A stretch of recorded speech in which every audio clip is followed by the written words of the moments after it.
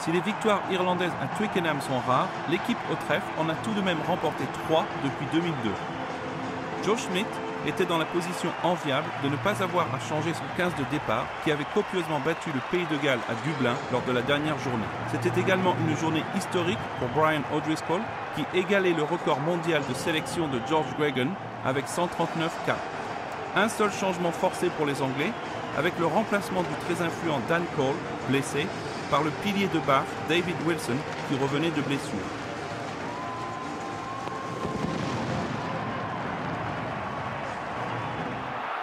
Les visiteurs étaient les premiers à se montrer dangereux avec un petit coup de pied par-dessus de Johnny Sexton que volleyait O'Driscoll en avant, mais Mike Brown plongeait tel un gardien de but pour écarter le danger.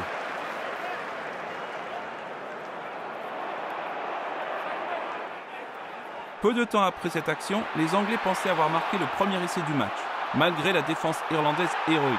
Johnny May, sur son aile, avait semblé marqué après un retour intérieur.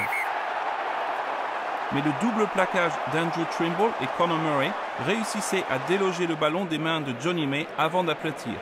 Après vérification du TMO, l'essai était refusé.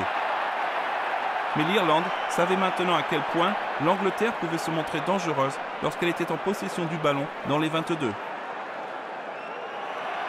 Yeah, Jim, from what I've seen, it's a pretty clear knock-on, so I'm going to go 5 minutes scrum green. Correct. Yeah, thanks.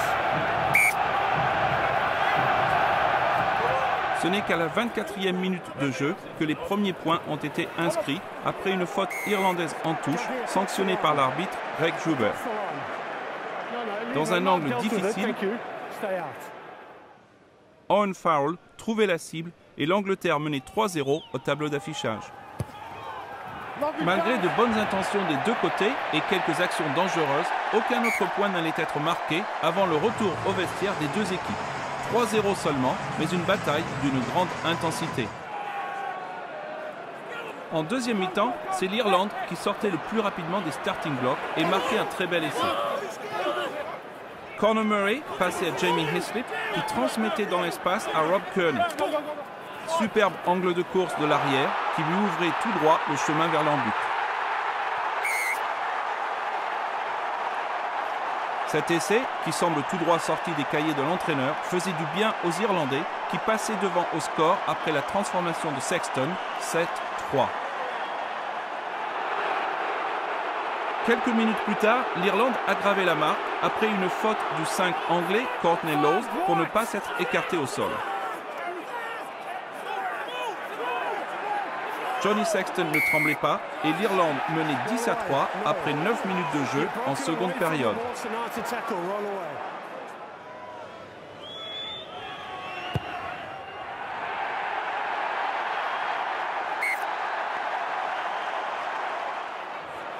Mais l'Angleterre allait réagir de superbe manière.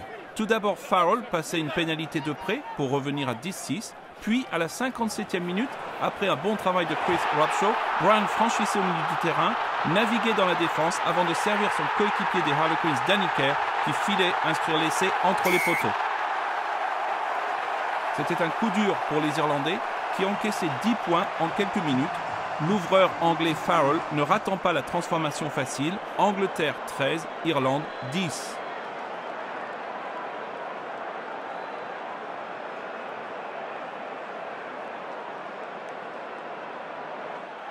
Et même s'il restait beaucoup de temps à jouer, le score n'allait pas changer. Essentiellement grâce à la défense acharnée de l'Angleterre, qui ne laissait aucune chance d'essai à l'Irlande. Cette performance collective aboutit, montrant à quel point l'Angleterre voulait remporter ce match. Dans les dernières minutes de jeu, l'Irlande tentait de se mettre en position de drop goal, mais les joueurs à la rose tenaient bon et récupéraient la possession du ballon en bloquant un dernier molle. L'arbitre sifflait la fin du match et les célébrations des joueurs, de l'encadrement et des supporters témoignaient de leur joie et du soulagement éprouvé après cette victoire. L'Angleterre reste donc en course pour remporter le tournoi et son prochain match contre le Pays de Galles à Twickenham promet d'être une sacrée bataille. Pour l'Irlande, l'espoir de faire le Grand Chelem est terminé, mais elle peut encore remporter le tournoi et reste à la première place avec un goal average positif de 42 avant d'affronter l'Italie à Dublin dans 2 semaines. Avec 4 équipes à égalité à la première place avec 4 points chacune, le tournoi des 6 nations RBS 2014 reste très ouvert. Score final à Twickenham, Angleterre 13, Irlande 10.